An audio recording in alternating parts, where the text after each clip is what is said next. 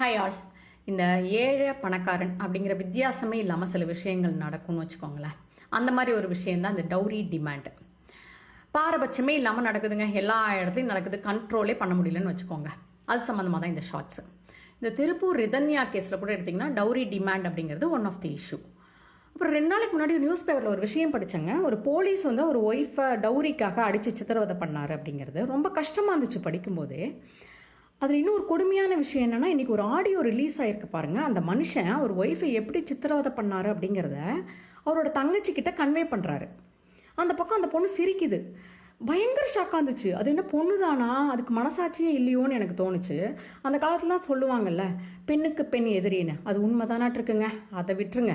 இந்த கவர்மெண்ட்டும் இந்த வரதட்சணை கொடுமைக்காக நிறைய ரூல்ஸ்லாம் போட்டு வரதட்சணை வாங்கினா அரெஸ்ட் பண்ணுறாங்க, என்னென்னமோ பண்ணுறாங்க. அது ஒரு பக்கம் போயிட்டு இருந்தாலும் இன்னொரு பக்கம் சைலண்ட்டாக அந்த வரதட்சணை கொடுமை நடந்துட்டு தாங்க இருக்குது. நிறைய பெண்கள் பாதிக்கப்பட்டுட்டு தான் இருக்காங்க.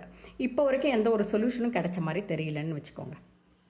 நான் பர்சனலாக என்ன ஃபீல் பண்ணுறேன் அப்படின்னா, இந்த வரதட்சணை கொடுமை, இந்த டவுரி டிமாண்ட் வந்து ஒரு சொல்யூஷன் கொடுக்க முடியும் அப்படின்னா அதுக்கான கீ ஃபேக்டராக 2 பேரை தாங்க பார்க்குறேன்.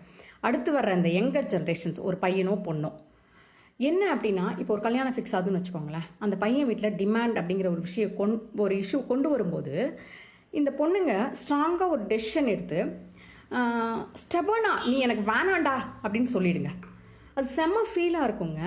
ஏன்னா டிமாண்ட் அப்படின்னு அவங்க ஒன்ஸ் கொண்டு வரும்போது அடுத்தடுத்து அதுக்கு அவங்க பழகிடுவாங்கங்க.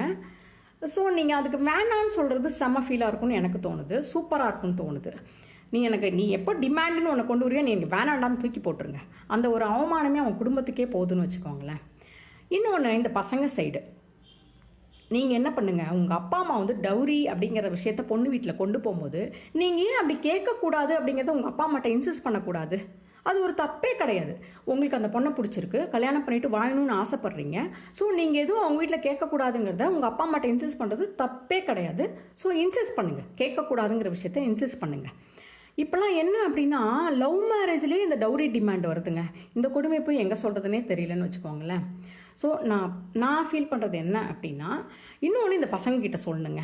நீங்கள் கேட்டு வாங்கின, நல்லா புரிஞ்சுக்கோங்க, நீங்கள் கேட்டு வாங்கின கார்லேயோ பைக்லேயோ போகிறது நீங்கள் ப்ரெஸ்டீஜாக நினச்சிங்க அப்படின்னா உங்களை விட முட்டாள் இந்த உலகத்தில் வேறு யாருமே கிடையாது. ஓகே, நல்லா மைண்டில் ஃபிக்ஸ் பண்ணிக்கோங்க இந்த விஷயத்தை. ஓகேவா? எந்த ஒரு அப்பா அம்மாவுமே அவங்க பொண்ணுக்கு நல்லா தான் பண்ணணும்னு நினைப்பாங்க. நம்ம பொண்ணு லைஃப்பில் நல்லா இருக்கணும்னு நினச்சி தான் எதையுமே செய்வாங்க. அதையும் நல்லா மைண்டில் ஏற்றிக்கோங்க. ஓகேவா? ஒரு 2 விஷயம் தாங்க ஃபைனலாக. வேணாங்கிறத பொண்ணும் கேட்கக்கூடாதுங்கிறத பையனும் ஃபாலோ பண்ணால் இந்த இஷ்யூ இல்லாமலே போகிறதுக்கு வாய்ப்பு இருக்குங்க. ஓகே, பாய்.